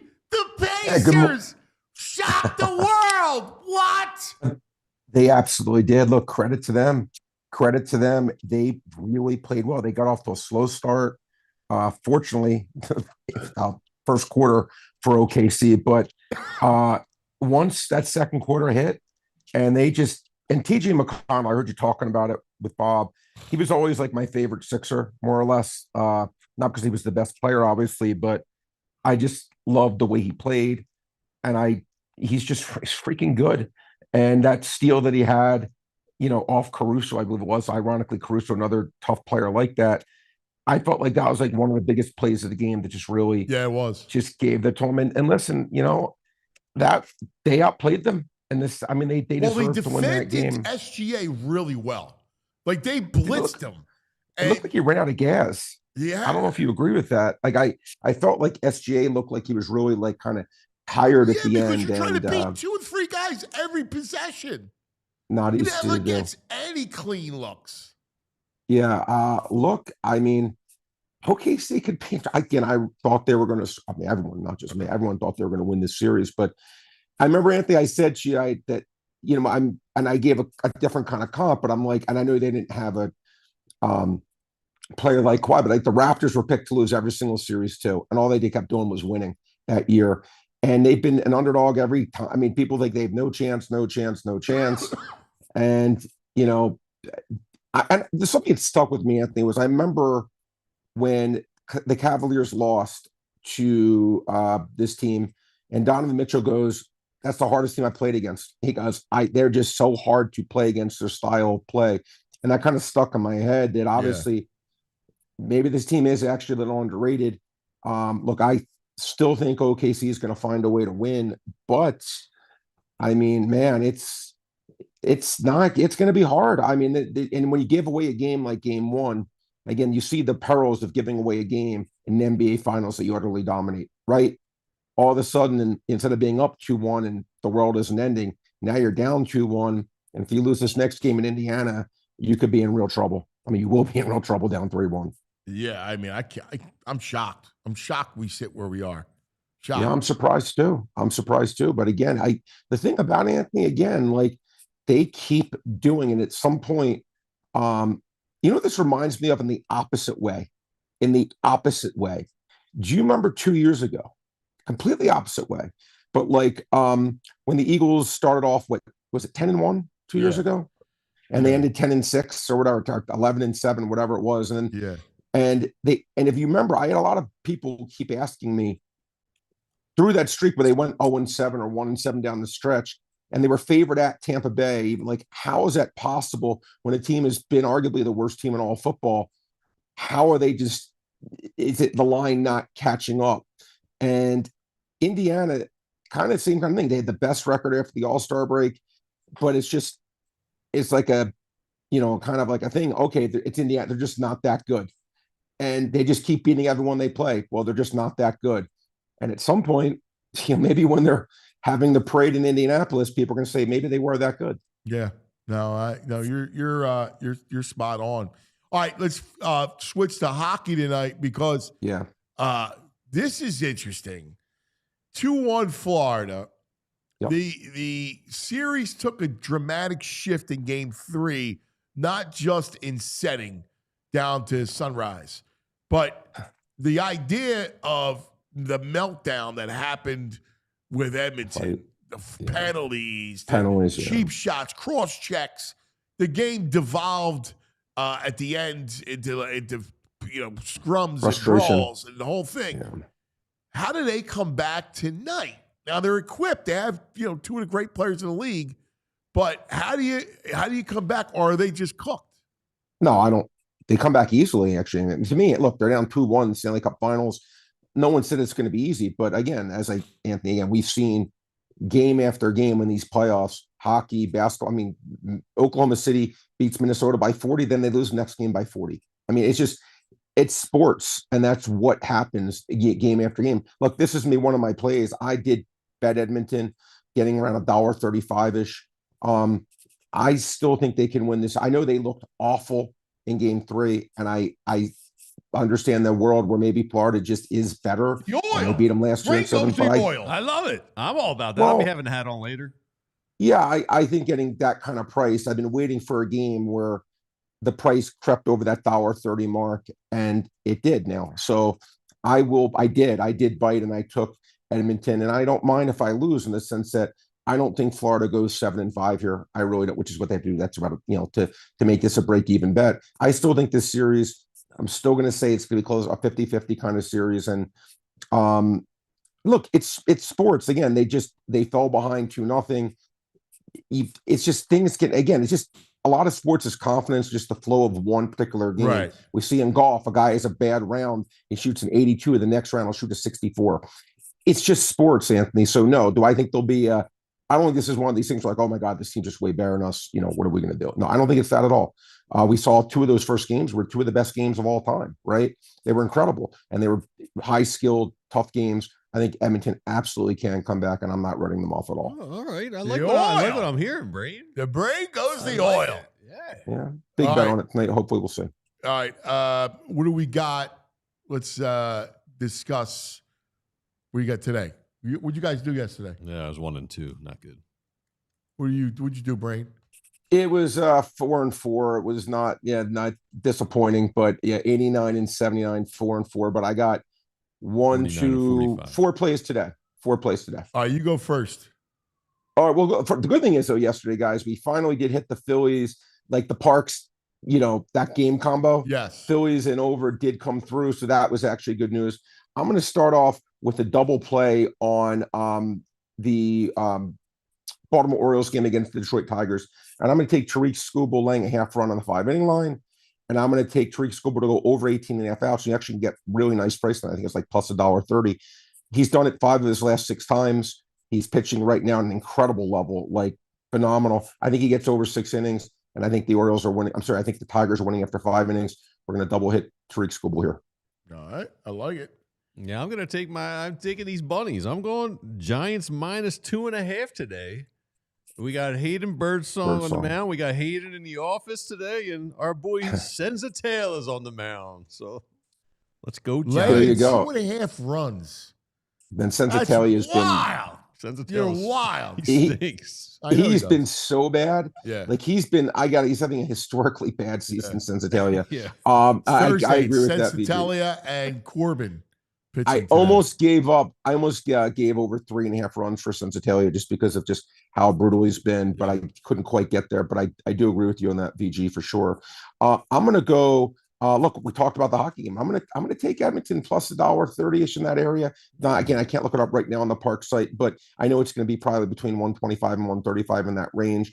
I think it's a 50-50 game night. I think they have a chance of getting it done. I'll take a price like that.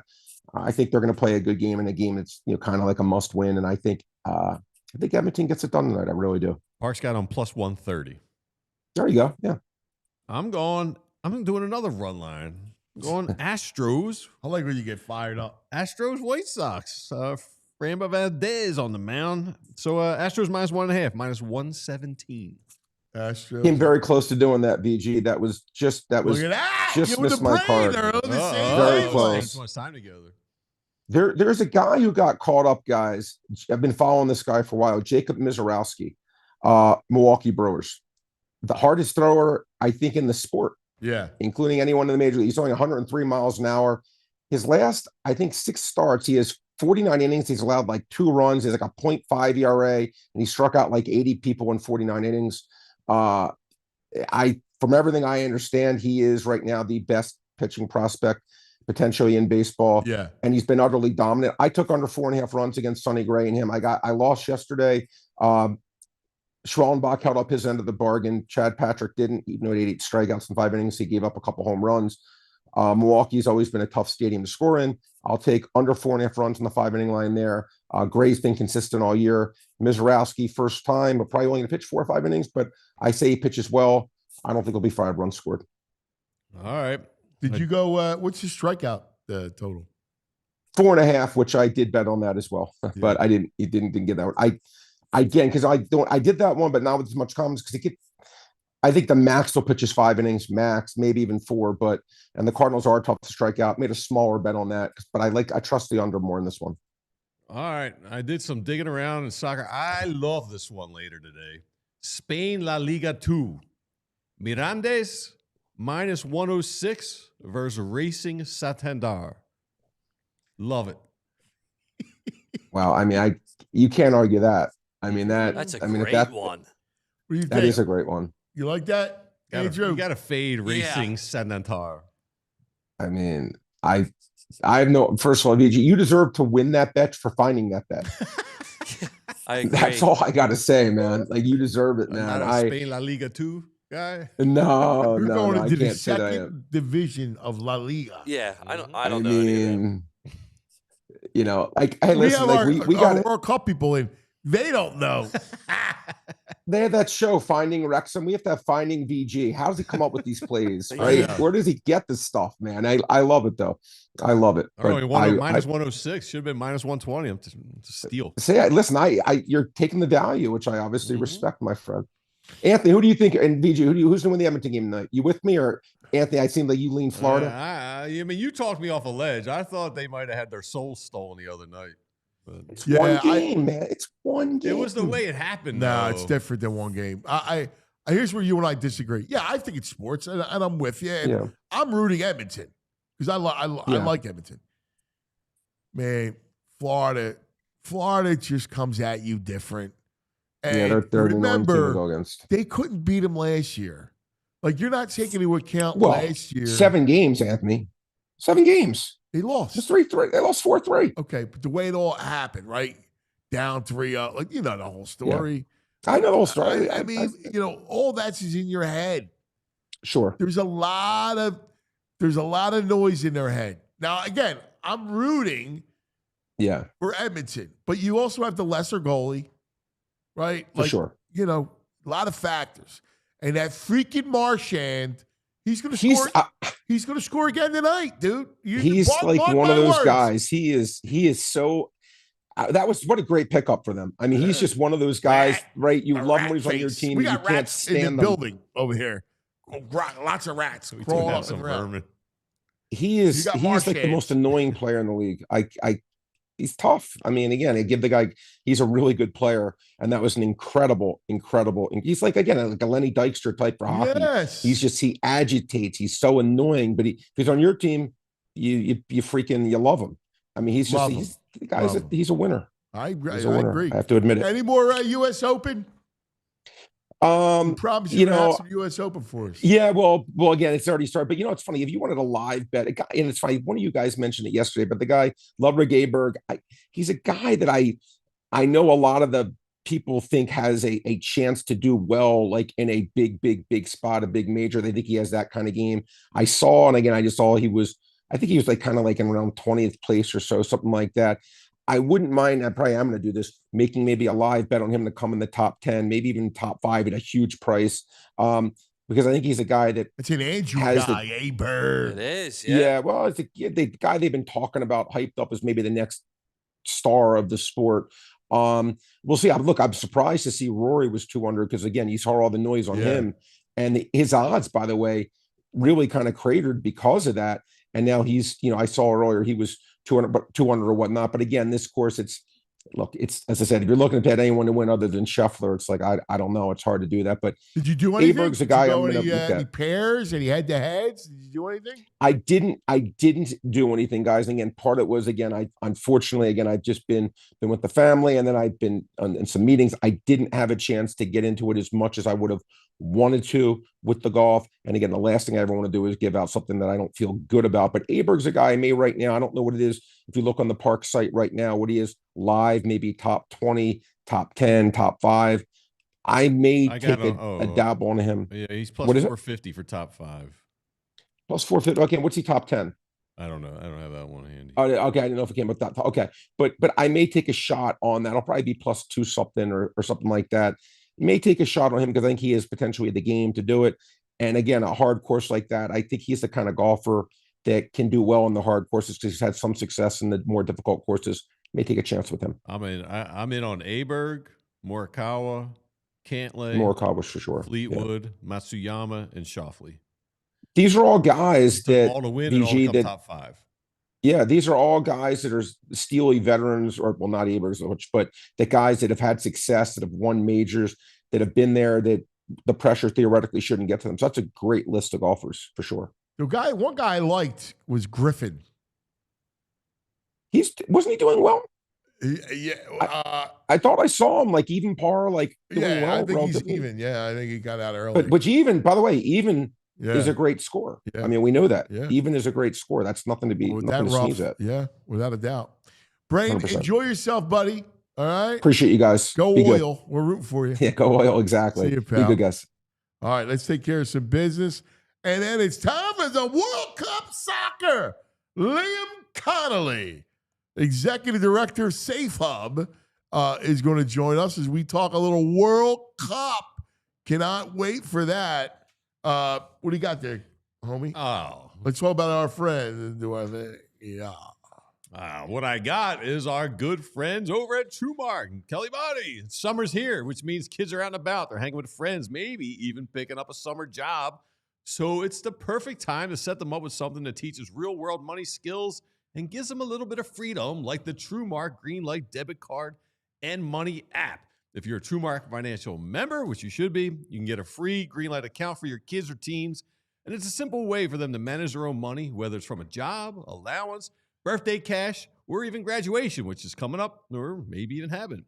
They'll get their own debit card. They can set savings goals, track their spending, and learn how to budget, all while you stay in control and in the loop from your phone.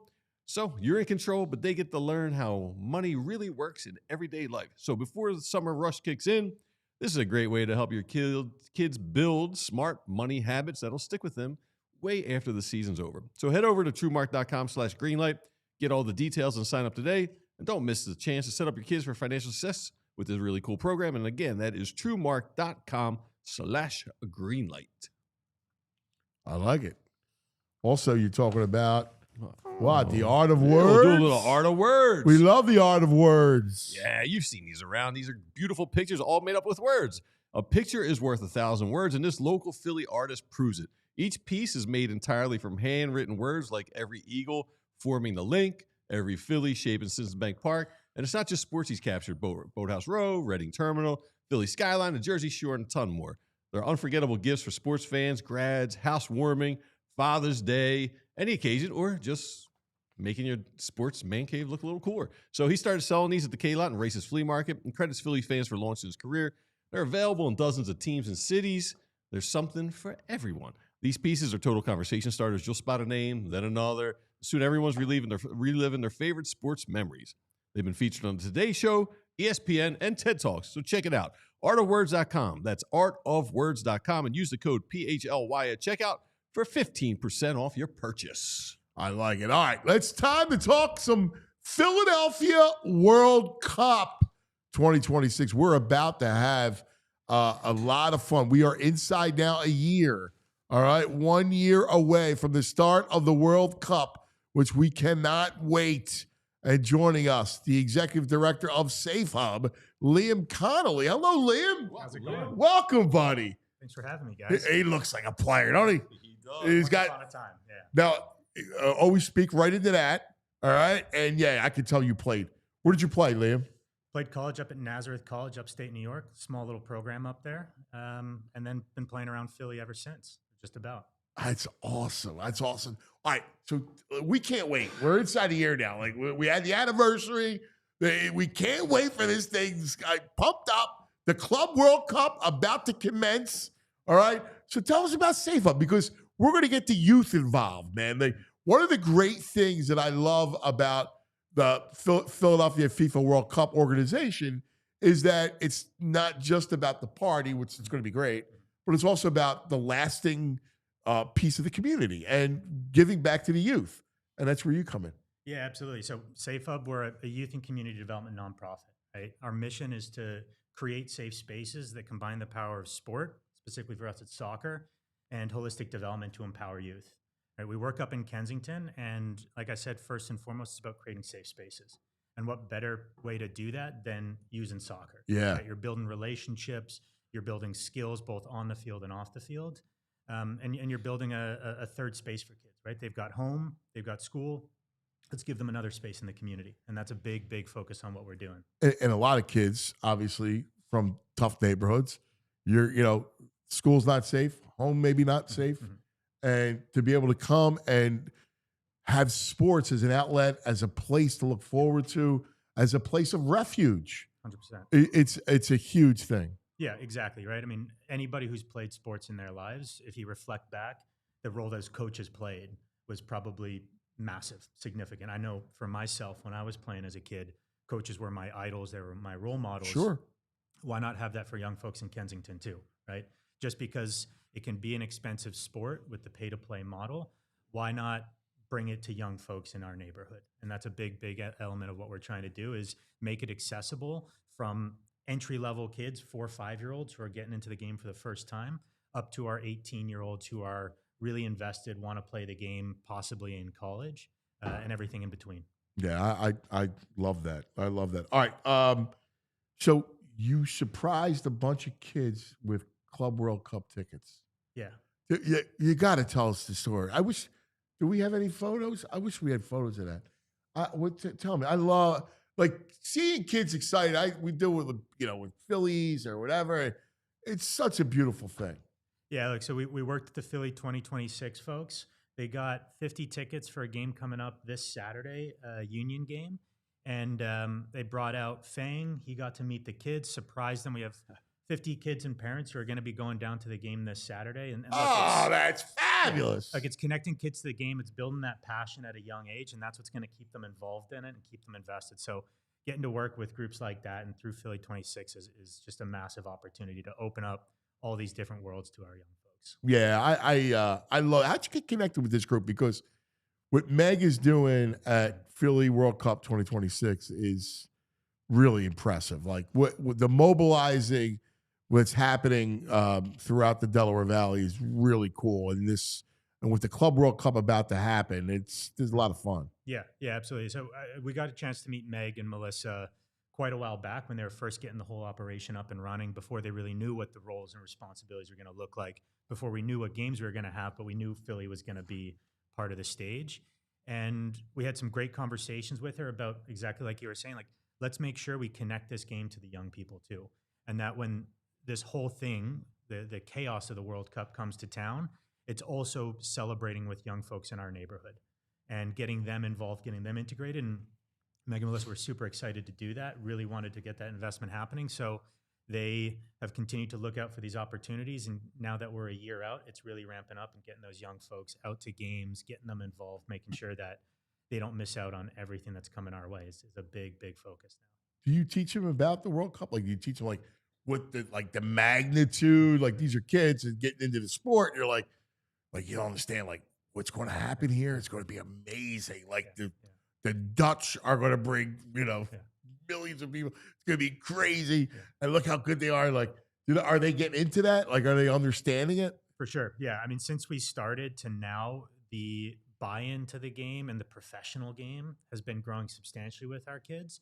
But I think we're also starting to see now in the ramp up, as the excitement's happening, as the kids are seeing more of it on social media, starting to really sink in for them that this is coming and that they're going to be so close to some of their new idols now is absolutely massive and super great for them. So their excitement, I think, is building, and leading into this summer with the Club World Cup is just going to be that appetizer for them. Yeah. Oh, yeah. And we're going to get match viewings going on at our space, try to get the kids involved. Nice. That'll be fun, man. Yeah. And just build that culture around the game so that they're bought in, they love it.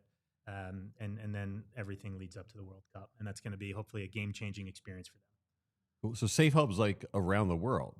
We are, yeah. And you're the first North American one here? Yeah, exactly. So the organization was founded in 2007 in South Africa.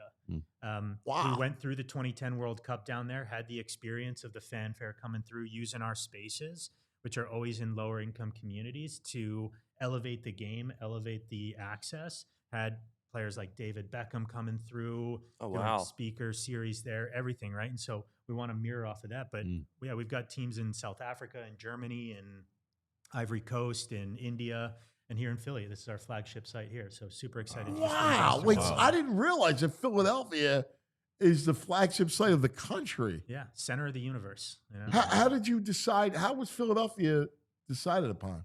Yeah. So when we were looking at bringing the whole operation here, is kind of looking at our network and folks we knew. We've got a long-standing partner and ally of ours who's from Kensington, from the neighborhood, who's been supporting Safe Hub since the very beginning. And we also started talking to folks in the neighborhood and trying to get a sense of whether this was something they wanted and needed. And it was unanimous. Folks wanted to see this, right? They wanted their kids getting access to high-quality soccer-based youth development programs after school. So that led us here, and we've been running for about 5 years now in Philly. Is it all your program? Yeah, so we actually just cut the ribbon on a small indoor field right in the neighborhood, right in Kensington. Oh, awesome, man. Yeah, ran some indoor programming this winter, but very cool. Big focus there is it's year-round now. Cool. Right? We're coming to the end of our spring season. We'll have some summer camps running through the summer, and we'll transition into fall programming right through winter into spring, so the kids will get as much soccer as they possibly want. Yeah, that's fantastic. Now, you're from Quebec? Originally, yeah. Yeah, it's interesting. What brought you to Safe Hub? I guess that's your journey. I've been a soccer player my whole life, and growing up in Quebec, French-speaking Canada. Moved to the U.S. when I was 13 to New Hampshire, school in upstate New York. Went off to South Korea for a couple years to teach, back to the U.S. and then eventually to South Africa. And the golden thread in all of that was soccer, right? Soccer connected me to people. It gave me a sense of purpose. It gave me my place. And so I always knew I wanted to be connected to it. So when I found out about Safe Hub down in South Africa, applied, got a 1-year unpaid internship, and that's turned into now almost 9 years with the organization. God bless you, man. That's fantastic. So is this something for kids? Do they have to live in the area of Kensington to be involved? Not necessarily. Our focus is definitely on keeping it really local, but we get the cousins, we get the friends who are coming from West Philly or other parts of the city who find out about it and want to be a part of it. You know, what we do in terms of also expanding the net is we work with other youth-based organizations. We're hosting a tournament actually this little Saturday called our Fair Play Community Cup. We're bringing other values-based soccer programs together and running a one-day jamboree. Nice. Right? Recreational, but very values-based, focusing on those life skills that come out of the game. Very good. I love it. I applaud you. That's God's work, making sure that, you know, providing kids a path, a good, safe path. Curious, the Club World Cup. Why don't you give people a little thumbnail of what to expect? Like, who are you looking at? Yeah, look, we're going to have some great teams in town. I follow the Premier League, so watching the Man Cities, the Chelseas is going to be an exciting one. But seeing all these teams come from around the world here, we're going to see some great superstars, and I'm excited to see that. And probably some real big up-and-coming talent that's really going to start to hit their stride by the World Cup. So I think it's going to be great. People got to get out, watch those games, really celebrate it, take advantage of this, because it's potentially a once-in-a-lifetime kind of opportunity. Who's your Premier League team? Sadly, Tottenham. Did not have a great season. Your manager just got sacked, we heard. Just got sacked. We got a new guy coming in. Looks like some potential on the horizon. But look, we got our first trophy in 17 years, so I'll take Aren't that. you into you guys were in a game that could have got you into Champions League. Europa. We did get into Champions Champions League. You're in Champions One League. Europa, which got us There into you the go. Champions League. So there's a light at the end of the tunnel, but it was a bit of a tough domestic league this year. The one of the owners of Tottenham is from Texas. Oh yeah? Yeah, he's a Texan. Yeah, big Premier League guy, and you know, there people said that Tottenham was a lot like the Eagles. I think so. I think there's always close. I mean, now the Eagles are great and are But there was a parallel. I remember years ago people talking about, well, if you like the Eagles, like Tottenham's like the kind of the same team. Industrious group of guys working hard, getting close, but never quite making it happen. Yeah. Right? But now both teams have a little more silverware, so there you go. The parallels continue. I love it. I love it, my brother. Can people get involved in Safe Hub if they want to volunteer, like coaches and stuff? 100%. Yeah, look, we're always looking for more coaches, and we think about the Club World Cup and the World Cup coming up. We know the surge of interest in playing is going to be there. So people can find us on social media, on Instagram, Safe Hub Philly. We're always recruiting coaches. We're always looking for folks to get involved, right? It takes a community to make this stuff happen, and getting folks involved is a key part of it. We got an event this weekend, right? Yeah. Unity Day? Yeah. We've got the Fair Play Community Cup up at Scanlon Playground up in Kensington. It might have been where I had my first beer back in the day. Perfect. Safe love up that place. No beers on. Yeah, I agree.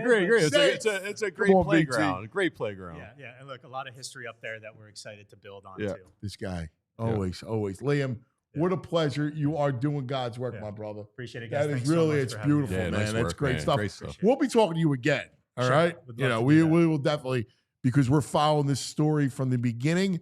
We love it. And then we're going to have some Club World tickets to give Club World Cup tickets to give away tomorrow. So we're excited about that. So make sure we'll show you how to do it and how to win. But it's such a beautiful thing, man. We're pumped up. Yeah, Very keep up to excited. date on everything at Instagram, Twitter's FWC26Philly. Always. You know that. All right. Time now for, you'll get to see us.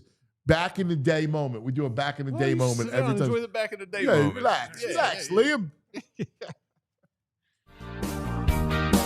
We're going back.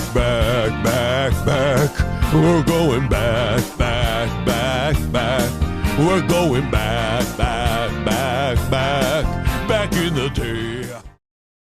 2 years. What do we got? June 12th, 2023. JT had a good game yesterday. So you're going to go back to JT?